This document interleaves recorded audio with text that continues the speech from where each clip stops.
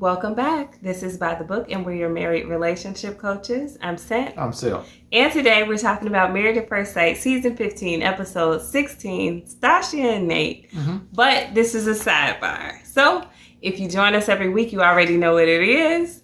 If you're new, then please hit the subscribe button and join the party. We take one small issue with the couple this week, and we blow it up into its own video. We call it a sidebar because this is a side conversation that my husband and I are having at home. Yeah. So there was plenty of blame to go around this episode. There was like Team Nate and there's Team Stacia in terms of the disagreement that they're having about whether or not Nate is showing her enough. He's not saying that he is in love with her or that he loves her even.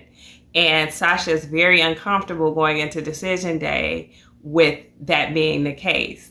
She wants concrete answers. She feels like she's more emotionally mature. She's more relationship savvy than he is. And it can come off a little bit condescending and obnoxious from her end. But then again, we also can understand her fear of being in a loveless relationship or being with somebody who has experienced long-time relationships without ever feeling like they were in love. So where is the answer to that? Like when you're in a situation with someone who moves significantly slower than you do, and it makes you uncomfortable. When you said, I love you, which we know she's done episodes ago, and the other person is still not saying it, and you're just kind of hanging out there twisting in the wind.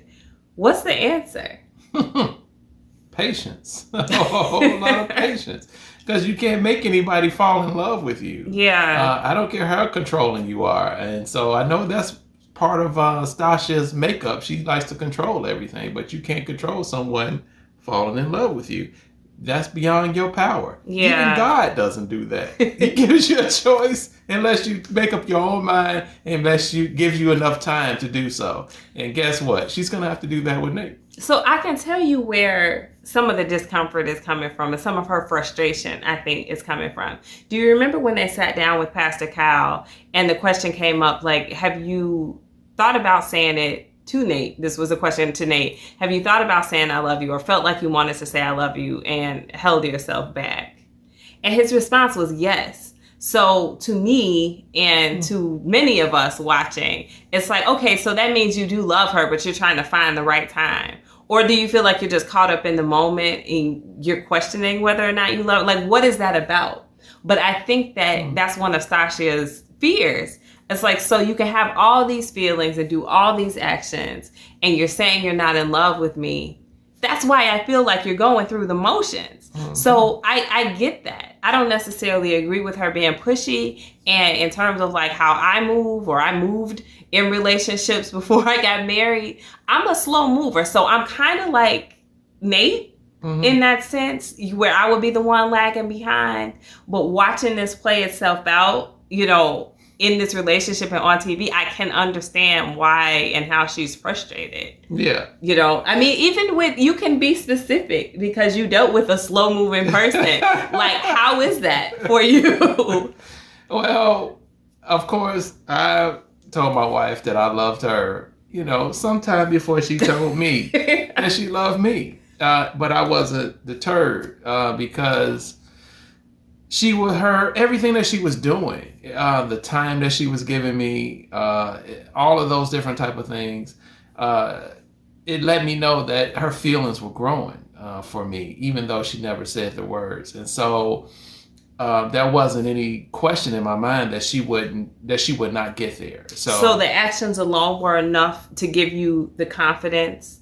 Yes. It was coming. That it was coming. I was, in patience, you know. Okay. Allow your feelings to catch up with you the way they caught up with me. Okay. Yeah. And that's all that Nate is honestly asking is for her to do exactly what you just said that you did, which is you see all my actions, like just be patient enough to allow me to catch up with you. Yeah. And maybe if he never said, I've never been in a real relationship since high school and I've never been in love, maybe she would be more confident with that, you think?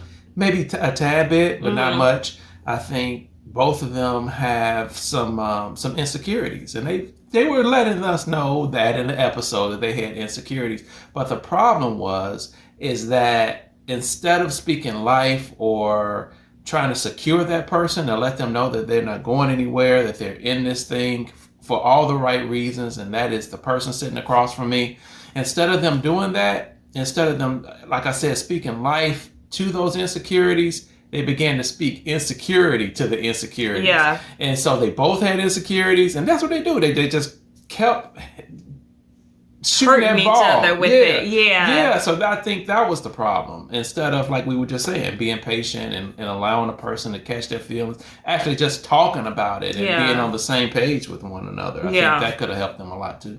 I don't feel like she has anything to worry about, to be fair. Like, I know she's like mentally in this space where like, okay, if I say yes at decision day, then I'm stuck. Not he's stuck, but I'm stuck in this marriage with somebody who may or may not ever love me. Yeah. And in my head, because I'm the Nate, you know, I'm like, oh, he'll be fine. Like, you know, he'll catch up. Just give him some time. But I do understand, I guess, why she's nervous, being the type of person she is. She has expectations for him to move, not exactly as fast as she does, but similarly. Yeah. You know, that was how many weeks ago when they were in the pool and he was at a 4 and she was at an 8. Yeah. And then the very next week he was at an 8. Yeah. So it's like, okay, well, that was a quick 4 to 8. Like, why aren't you 8 to 10 by now? Exactly. So, you know, in her head, she's doing math. This is a calculus equation. Yes. And it's not working out that way for him. No, exactly. You cannot put a person on such a time restraint that it's on an Excel spreadsheet for you. Yeah. You know, that they're going to catch feelings for me in X amount of time. And if they don't, then snip, snip, snip, or whatever the case may be. I'm going to put the screws to them to make sure that they do. You know, she can probably do that with her businesses, but you can't do that with a real life person. And honestly, the way Nate's personality is, and probably most people who move slow, if you push them, the more you push them, the more they're going to withdraw from that situation. Yeah. So she's actually pushing the timeline out farther for herself by putting that pressure on him. Yes. I think he's just becoming more and more uncomfortable and probably a little bit stubborn, to be honest. Yeah. Like, well, you know, you want me to say this so bad. Like, no, you're going to wait like I asked you to do. Exactly. I think that's kind of what he's doing right now. Yeah, exactly. And then, of course, the tattoo was a big part. He thought he had shoulder, you know, by putting a tattoo on his hand for her. And it did. It worked for a little while. But here's the thing. I think men and women have to understand is that when insecurities are in play, you can do something on Saturday to show this person that you're all in it and that you love them or whatever. By the time Wednesday come around, you may have to show this person something else. Yeah. You may or the Wednesday after that or the Saturday after that. One declaration of your love is not going to carry, or your dedication, it's not going to carry you for the breadth of the relationship. You're going to have to continue to feed into that and strengthen that and continue that bond growing stronger and stronger and stronger. So every day you got to choose that person and you have to show that person that you're in it. That's just what it is. Period. You know, you just not one time out. Well, one other interesting thing that he said when he was kind of in his confessional, fussing, you know, kind of complaining with the producers was that, you know, even if I say I love you right now, she's not going to believe it. She doesn't believe anything that I say, you know. So again, to me, that kind of is telling that he probably does love her. He probably does want to say it, but there's not a safe space for him. Yeah.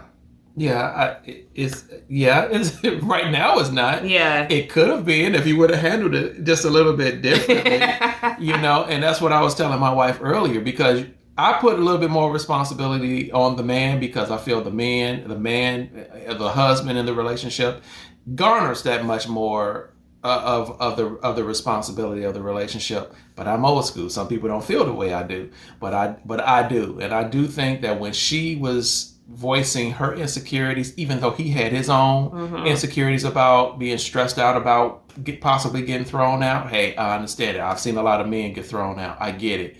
But you're in a marriage, you know, and so when she began to say, hey, I'm concerned about you not loving me. Well, you know what? My feelings are catching up with you. and don't you worry about that, because I see myself being in love with you. I'm not going anywhere, you know? And so sometimes as a man, as the husband, you have to put your feelings on the back burner to be able to take care of the feelings of your wife. And that's where, just to cross-pollinate this thing a little bit, like when Justin made the sacrifice to give up his dog. Now, we talked about that as far as manipulation or whatever, but I think about it as far as being sacrificial. And so I think from a man's standpoint, the husband's standpoint, sometimes you have to sacrifice yourself or your needs for a moment, just so you can make sure your wife's needs are taken care of first. And her need, or her insecurity was, I need to know that you're in this thing. I need to know that you're going to love me eventually.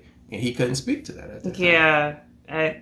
That's a lot. That's a tall order, I think, for most men, most husbands. But you might be right there. I think they'll still be fine. I think that Stacia is just going to have to get in her head that you can only move as fast as the slowest person in the relationship. You can't outpace them. You know, it's trying to like run a sack race, you know, where your leg is in one side and the other person's leg is in the other, and you fast, but they slow. Like you can't, y'all gonna fall down if you keep outpacing them. You know, you'll definitely lose the race. So the best thing that she honestly can do is either decide that it's not worth it for her to wait. She doesn't want to take the risk and walk away, or she's just gonna have to be patient. But nagging him, complaining about it, putting pressure on him, we can already see that's not going to work. No. So I hope that they work that out, because I do think they're going to say yes to decision day. So I hope that she works on her patience. And like you said, hopefully he can work on his sacrifice and not be so defensive when she does confront him about certain types of things that make her insecure. So guys, let us know what you think.